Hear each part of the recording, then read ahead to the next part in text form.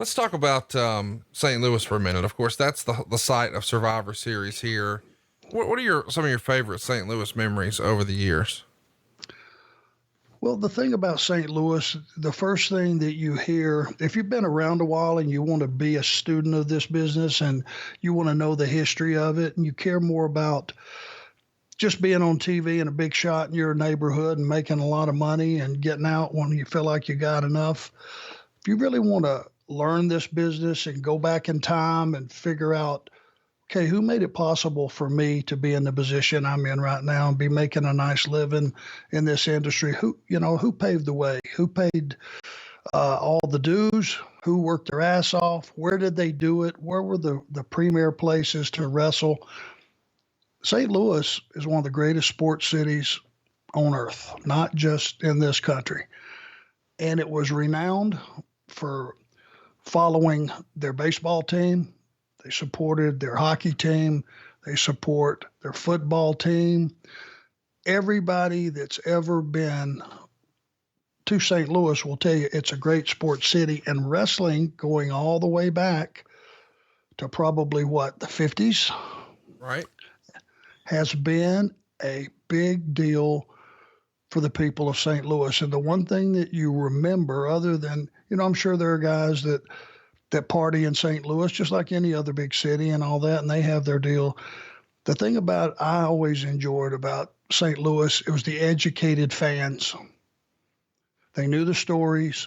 They knew who the good guys were. They knew who the bad guys were. They liked who they liked, but they would give you a true reaction to what was going on in the ring. You didn't have the packs of the smart asses that just wanted to be heard and call attention to themselves. They were there to enjoy the story of each match. And, the guys would go out that understood where they were and what the history was, and they would try to give you just a little bit extra. I know we did. We tried to give you 100% every town we went to every night. But if you could do 105% for those people because of the history and how much they've always supported wrestling, that's what you tried to do. And that's my memories of St. Louis. They're a great group of fans.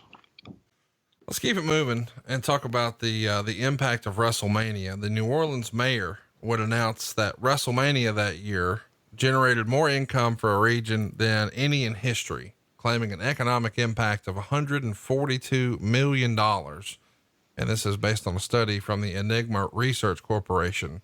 That's $24.3 million in federal, state, and local taxes. Of the 65,000 fans who attended WrestleMania, it's discovered that only 14,000 are local. The other 51,000 were from outside the New Orleans area. Man, you want to talk about tourism? 51,000 tourists. That's a lot of folks. Has that always been the case? Would you guess? What was that big number you threw out that it brought to the city?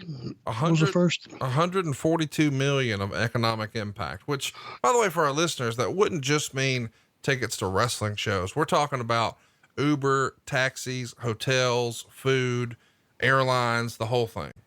That's how much I spent eating in the French Quarter that week. What's your favorite restaurant in New Orleans? Do you have a go-to? I can eyeball it and tell you that's the place, but I can't tell you the name. I love that Cajun food, man. It's tremendous. Cajun seafood is addicting, big time.